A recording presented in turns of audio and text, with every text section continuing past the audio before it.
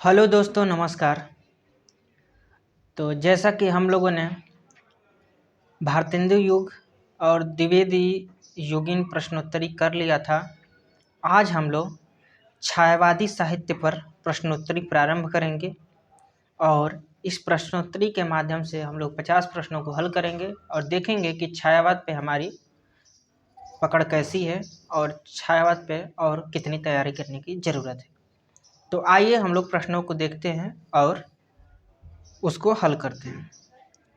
जैसा कि छायावादी साहित्य का जो आरंभ है वो 1918 से लेकर के 1936 तक माना जाता है। तो आइए उसके मिडिल पीरियड को देखते हुए प्रश्नों को देखें। पहला प्रश्न है कि छायावाद को मधुचर्या किस आलोचक ने कहा है? और आपके सामने ऑप्शन है हजारी प्रसाद द्विवेदी, रामचंद्र शुक्ल, नंद दुलारे वाजपेयी, राम कुमार वर्मा। आप लोग सही उत्तर का चयन करें। तो जैसा कि आपका सही उत्तर हो जाएगा रामचंद्र शुक्ल, इन्होंने ही छायावाद को मधुचर्या कहा है। उसके बाद अगला प्रश्न है कि छायावाद का सीमांकन माना जाता है 1918 से 1936 तक, 1920 से 1940 तक, 1915 से 1930 तक, 1900 से 1936 ईस्वी तक। आप लोग सही उत्तर का चयन करिए। तो आपका सही उत्तर हो जाएगा ऑप्शन नंबर 1, 1918 से 1936 तक छायावाद का सीमांकन किया गया है। तो आप लोगों के दिमाग में ये भी तो आ रहा होगा कि क्यों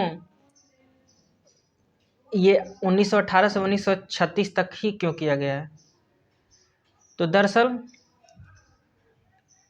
जो पल्लव की भूमिका है उसी को छायावाद का घोषणा पत्र कहा जाता है और जो युगांत रचना है उसी से छायावाद का अंत माना जाता है। इसीलिए इसके बीच में ही इस छायावाद का सीमांकन किया गया है। आइए हम अगला प्रश्न देखते हैं कि जूही की कली किसका काव्य रचना है? जयशंकर प्रसाद, महादेवी वर्मा, सूर्यकांत त्रिपाठी, निराला, पंत। आप लोग सही उत्तर का चयन करें। तो जैसा कि आप लोग जानते हैं कि जूही की कली निराला जी की रचना है, जिसको कि उन्होंने 1916 ईस्वी में लिखा था। आगे, जूही की कली का प्रकाशन वर्ष 1918 ईस्वी, 1916 ईस्वी, 1920 ईस्वी, 1935 ईस्वी। आप लोग सही उत्तर का चयन करें। तो आपका सही उत्तर हो जाएगा 1916 ईस्वी में जूही की कली लिखी गई थी। इसके बाद अगला प्रश्न है कि छायावाद के माने जाने 4 स्तंभों में निम्न में कौन नहीं है? माखनलाल चतुर्वेदी, महादेवी वर्मा, निराला, प्रसाद। तो आपका सही उत्तर हो जाएगा माखनलाल चतुर्वेदी। ये छायावाद के 4 स्तंभों में नहीं है, बाकी आपकी महादेवी वर्मा, निराला प्रसाद और सुमित्रा नंदन पंत छायावाद के 4 स्तंभों में शामिल हैं। इसके बाद अगला प्रश्न है कि छायावाद को छायावाद नाम किसने दिया? और आपके सामने ऑप्शन है जयशंकर प्रसाद, मुकुटधर पांडे, महादेवी वर्मा, पंत। बताइए सही उत्तर क्या होगा? तो सही उत्तर हो जाएगा मुकुटधर पांडे ने छायावाद को छायावाद नाम दिया है।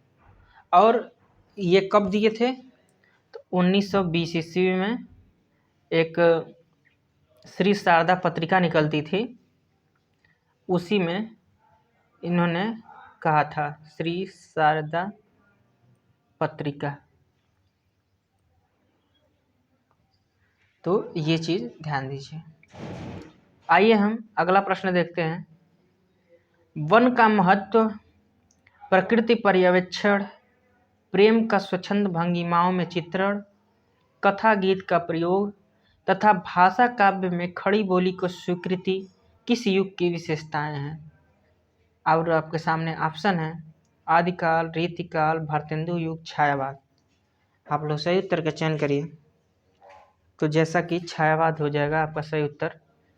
मान लीजिए इस समय तो आपको लग रहा होगा कि चलो छायावाद की प्रश्नोत्तरी चल रही है तो इसलिए छायावाद हो गया, लेकिन अगर मान लीजिए एग्ज़ाम टाइम में ऐसे प्रश्न बन जाएं और आपके सामने ऑप्शन हो तो थोड़ी तो कन्फ्यूजन होगी कि क्या होगा, तो इसलिए आप इसको ध्यान दीजिए। अगला प्रश्न है कि सरलता, असलियत और जोश के कवि माने जाते हैं, और आपके सामने ऑप्शन है महावीर प्रसाद द्विवेदी, जयशंकर प्रसाद, महादेवी वर्मा और पंत। 8वां नंबर का आप लोग सही उत्तर का चयन करिए। तो सही उत्तर हो जाएगा महावीर प्रसाद द्विवेदी जी। इसके बाद अगला प्रश्न है कि भारतीय पुनर्जागरण के जन्मदाता कौन माने जाते हैं? जयशंकर प्रसाद, निराला, राजा राम मोहन राय, लोकमान्य तिलक। 9वां नंबर का आप लोग सही उत्तर का चयन करें। तो जैसा कि आपका सही उत्तर हो जाएगा राजा राम मोहन राय, ये भारतीय पुनर्जागरण के जन्मदाता माने जाते हैं। इसके बाद अगला प्रश्न देखिए, बहुजन वन में हैं बने रिछ वानर से, मैं दूंगा अब आर्यत्व उन्हें निज कर से। किस काव्य रचना की पंक्ति है? राम की शक्ति पूजा, साकेत, संशय की रात, रामचरितमानस। 10 नंबर का आप लोग सही उत्तर का चयन करें। तो जैसा कि यह आपके साकेत की पंक्ति है, तो आप लोग इसको ध्यान दीजिए। इसके बाद अगला प्रश्न है कि यथार्थवाद और छायावाद निबंध के रचयिता हैं, बताइए। आपके सामने ऑप्शन है जयशंकर प्रसाद, निराला, महादेवी वर्मा, बालकृष्ण शर्मा। 11 नंबर का आपका सही उत्तर हो जाएगा जयशंकर प्रसाद। इन्होंने ही यथार्थवाद और छायावाद निबंध की रचना की है। इसके बाद अगला प्रश्न है कि छायावादी काव्यधारा के समानांतर कौन सी काव्यधारा चलती रही? राष्ट्रीय, सांस्कृतिक, प्रयोगवादी और कविता उत्तराधुनिक। 12 नंबर का सही उत्तर दीजिए, और ये आपका बहुत इम्पोर्टेंट प्रश्न होगा। तो आपका सही उत्तर हो जाएगा राष्ट्रीय सांस्कृतिक धारा जो थी वो छायावादी काव्यधारा के समानांतर चलती रही। इसके बाद अगला प्रश्न है कि नवीन किस कवि का उपनाम है? माखनलाल चतुर्वेदी, राम नरेश त्रिपाठी, बालकृष्ण शर्मा, जयशंकर प्रसाद। तो जैसा कि नाम से ही ज्ञात हो गया कि 13 नंबर का आपका सही उत्तर हो जाएगा बालकृष्ण शर्मा नवीन। आइए हम अगला प्रश्न देखते हैं, और ये बहुत ही बढ़िया प्रश्न है। इससे 2-3 प्रश्न बनते हैं कि एक भारतीय आत्मा किस कवि का उपनाम है? सुभद्रा कुमारी चौहान, माखनलाल चतुर्वेदी, उदयशंकर भट्ट, दिनकर। तो जैसा कि आपका सही उत्तर हो जाएगा माखनलाल चतुर्वेदी। तो देखिए, एक भारतीय आत्मा जो है वो माखनलाल चतुर्वेदी को कहा जाता है, और एक राष्ट्र कवि जो है वो आपके मैथिली शरण गुप्त जी को कहा जाता है। तो ये चीज़ भी आप लोग ध्यान दीजिए, मैथिली शरण को। और एक है कि महज डिप्टी कवि, महज डिप्टी राष्ट्र कवि, डिप्टी राष्ट्र कवि। तो ये जो है आपके दिनकर जी को माना जाता है, रामधारी सिंह दिनकर। तो ये तीनों प्रश्न आप लोग जरूर ध्यान दीजिए, ये आपके लिए सही होगा कि एक भारतीय आत्मा माखनलाल चतुर्वेदी, उसके बाद राष्ट्र कवि मैथिली शरण गुप्त, महज डिप्टी राष्ट्र कवि तो दिनकर। और इससे एक और प्रश्न बन जाता है कि रामधारी सिंह दिनकर को महज डिप्टी राष्ट्र कवि किसने कहा है? तो ये स्वयं अपने ही कहे हैं, स्वयं। ये प्रश्न बना हुआ है, तो ये चीज़ें आप लोग ध्यान दीजिए। इसके बाद अगला प्रश्न देखते हैं, प्रश्न नंबर 15 कि निम्नलिखित में से कौन राष्ट्रीय सांस्कृतिक धारा का कवि नहीं है? ये पढ़ना बहुत जरूरी होता है कि ये प्रश्न पॉजिटिव पूछा जा रहा है कि निगेटिव पूछा जा रहा है। जगन्नाथ मिलिंद, दिनकर, जनार्दन प्रसाद झा, सियाराम शरण गुप्त। 15 नंबर का आप लोग सही उत्तर का चयन करेंगे। तो जैसे सही हो जाएगा कि जनार्दन प्रसाद झा, ये राष्ट्रीय सांस्कृतिक धारा के कवि नहीं है। बाकी जगन्नाथ मिलिंद, दिनकर और सियाराम शरण गुप्त सियाराम शरण गुप्त आपके मैथिली शरण गुप्त के भाई थे। तो ये सभी लोग आपके राष्ट्रीय सांस्कृतिक धारा के कवि हैं। इसके बाद आगे रचनाओं के रचनाकारों का सही चयन करना है। कैदी और कोकिला किसकी रचना है? और आपके सामने ऑप्शन है जयशंकर प्रसाद, उदयशंकर भट्ट, पंत और माखनलाल चतुर्वेदी। बताइए। तो कैदी और कोकिला आपके माखनलाल चतुर्वेदी की रचना है। इसके बाद बापू, बापू किसने लिखा? जयशंकर प्रसाद, सियाराम शरण गुप्त, सुभद्रा कुमारी चौहान, पंत। तो जैसा कि आपका सही उत्तर हो जाएगा, सियाराम शरण गुप्त ने 1937 ईस्वी में बापू लिखा है। इसके बाद अगला है कि आह्वान किसकी रचना है? निराला, जगन्नाथ प्रसाद झा, पंत, प्रसाद। तो जैसा कि आह्वान निराला जी की रचना है। इसके बाद आगे हिम किरीटिनी किसकी रचना है? और आपके सामने ऑप्शन दिए गए हैं दिनकर, सुभद्रा कुमारी चौहान, माखनलाल चतुर्वेदी, रामनाथ त्रिपाठी। तो आपका सही उत्तर हो जाएगा माखनलाल चतुर्वेदी। उन्होंने ही हिम किरीटिनी लिखा है।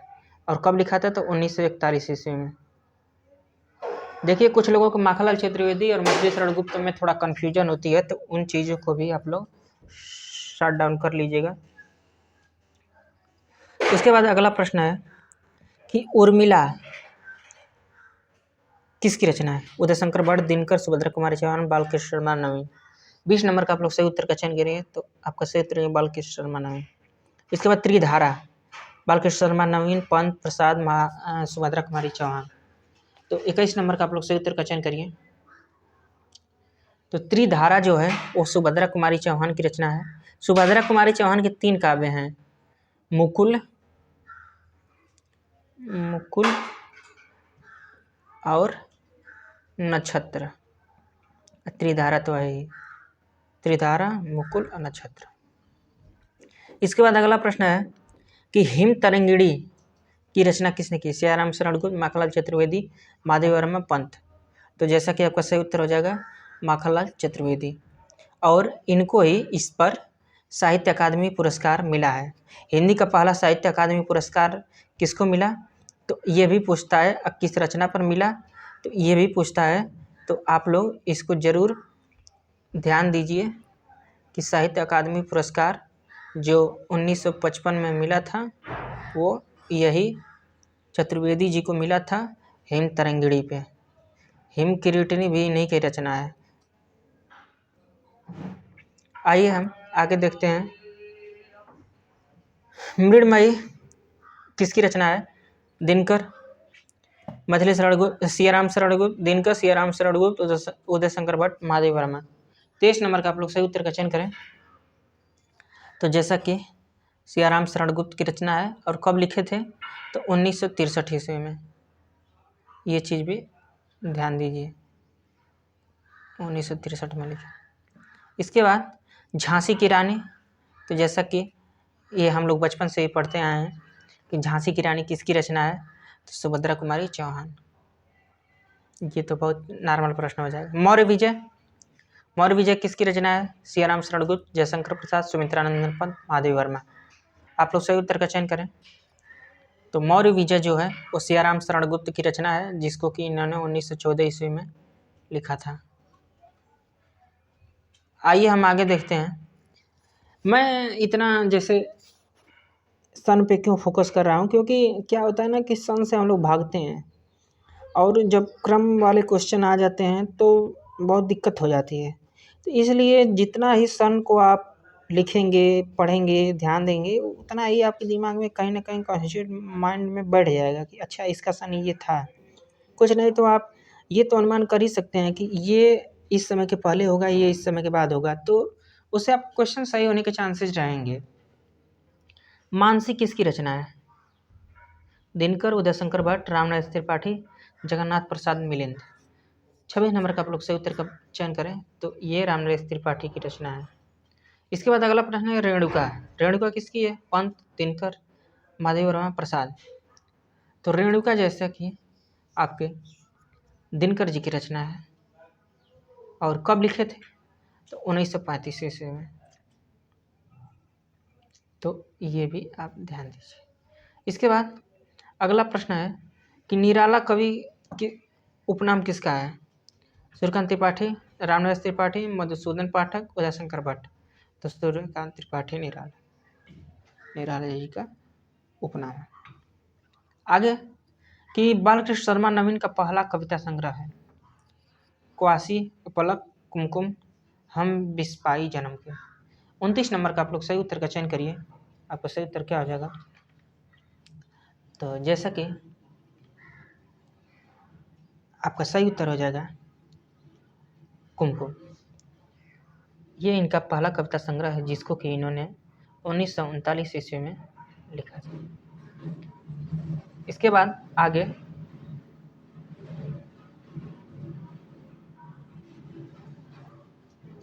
अगला प्रश्न है कि तक्षशिला किसका आख्यान काव्य है? दिनकर, उदयशंकर भट्ट, केदारनाथ मिश्र, रामकुमार वर्मा। सही उत्तर का आप लोग चयन करिए। 30 नंबर का सही उत्तर क्या होगा? तो सही उत्तर हो जाएगा उदयशंकर भट्ट। अगला प्रश्न है कि त्रिशूल किसका कवि का उपनाम है? जगन्नाथ प्रसाद मिलिंद, गया प्रसाद शुक्ल, उदयशंकर, सियाराम शरणगुप्त। 31 नंबर का आप लोग सही उत्तर का चयन करिए। तो सही उत्तर हो जाएगा गया प्रसाद शुक्ल। इनको त्रिशूल उपनाम से भी जाना जाता है। इसके बाद अगला प्रश्न है कि छायावाद के छाया शब्द को मोती के भीतर छाया की जैसी तरलता किसने कहा है? ऑप्शन है जयशंकर प्रसाद, रामकुमार वर्मा, पंत, महादेव वर्मा। आप लोग सही उत्तर का चयन करें। तो जैसा कि आपका सही उत्तर हो जाएगा जयशंकर प्रसाद। इसके बाद अगला प्रश्न है कि दुर्वा दल कविता के रचनाकार हैं। रामकुमार वर्मा, उदयशंकर भट्ट, सियाराम शरणगुप्त, मछली शरणगुप्त। 33 नंबर का आप लोग सही उत्तर का चयन करिए। तो आपका सही उत्तर हो जाएगा सियाराम शरणगुप्त। इन्होंने ही दुर्वा दल कविता 1921 ईस्वी में लिखा था। इसके बाद अगला प्रश्न कि मैं कृतार्थ हूँ देह तृणों के लघु दोने में, तुम मेरी आत्मा का पावक करती धारण। ये किसकी कविता की पंक्तियाँ हैं? जयशंकर प्रसाद, सुमित्रानंद पंत, महादेव वर्मा, निराला। आप लोग सही उत्तर का चयन करिए कि 34 नंबर का सही उत्तर क्या होगा? तो आपका सही उत्तर हो जाएगा सुमित्रानंदन पंत। अगला प्रश्न है कि कृतज्ञता कविता के कवि हैं। रामनिवास त्रिपाठी, सुमित्रानंदन पंत, उदयशंकर भट्ट, प्रसाद। 35 नंबर का आप लोग सही उत्तर का चयन करें। तो आपका सही उत्तर हो जाएगा सुमित्रानंदन पंत। अगला प्रश्न है कि छायावाद की पहली काव्य रचना मानी जाती है। कामायनी, तुलसीदास, पंचवटी, झरना। तो जैसा कि छायावाद की जो प्रथम प्रयोगशाला है वो झरना को माना जाता है और इसको 1918 में आपके प्रसाद जी ने लिखा था। इसको छायावाद की प्रथम प्रयोगशाला माना जाता है। इसके बाद अगला प्रश्न है अर्धनारीश्वर निबंध के रचनाकार कौन है? विष्णु प्रभाकर, दिनकर, निराला, नरेंद्र शर्मा। 37 नंबर का आप लोग सही उत्तर का चयन करें। तो आपका सही उत्तर हो जाएगा दिनकर जी। इन्होंने ही अर्धनारीश्वर निबंध लिखा है। इसके बाद अगला प्रश्न है कि दिनकर जी की मृत्यु कब हुई थी? 1974 ईस्वी, 1962 ईस्वी, 1970 ईस्वी, 1980 ईस्वी। 38 का सही उत्तर आप बताइए। तो सही उत्तर हो जाएगा 1974 ईस्वी। अगला प्रश्न है कि गीत गुंज कविता के रचनाकार कौन है? निराला, पंत, रामचंद्र शुक्ल, महादेव वर्मा। 39 का आप लोग सही उत्तर का चयन करें। तो सही उत्तर हो जाएगा निराला। अगला प्रश्न है कि इंदुमती मौलिक कहानी कब प्रकाशित हुई थी? 1903, 1893, 1900, 1905 ईस्वी। 40 नंबर का आप लोग सही उत्तर का चयन करिए कि इंदुमती कहानी कब लिखी गई? 1900 ईस्वी में। अब मान लीजिए पूछ दिया गया कि इंदुमती कहानी किसने लिखा? तो किशोरी लाल गोस्वामी ने। ये भी आप लोग नोट कर लीजिए, किशोरी लाल गोस्वामी।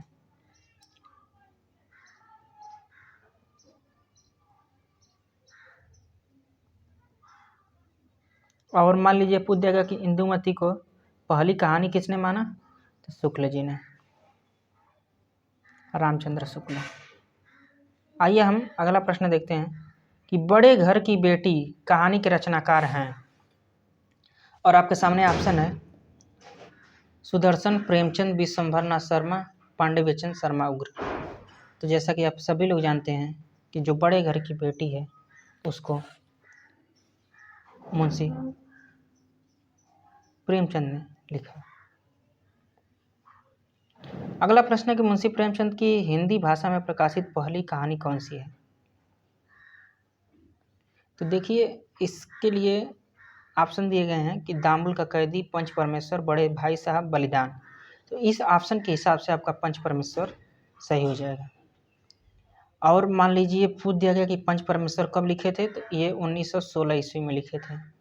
ये भी पूछ दिया गया कि पंच परमेश्वर की हिंदी की पहली कहानी, ये प्रेमचंद की पहली कहानी किसने माना है, तो बच्चन सिंह ने। बच्चन सिंह इसको प्रेमचंद की पहली कहानी मानते हैं। बाकी स्वयं प्रेमचंद बड़े घर की बेटी को अपनी पहली कहानी हिंदी की मानते हैं। कुछ विद्वान सौत को इनकी पहली कहानी मानते हैं। तो ये चीज़ें भी आप लोग इधर उधर की ध्यान रखिए।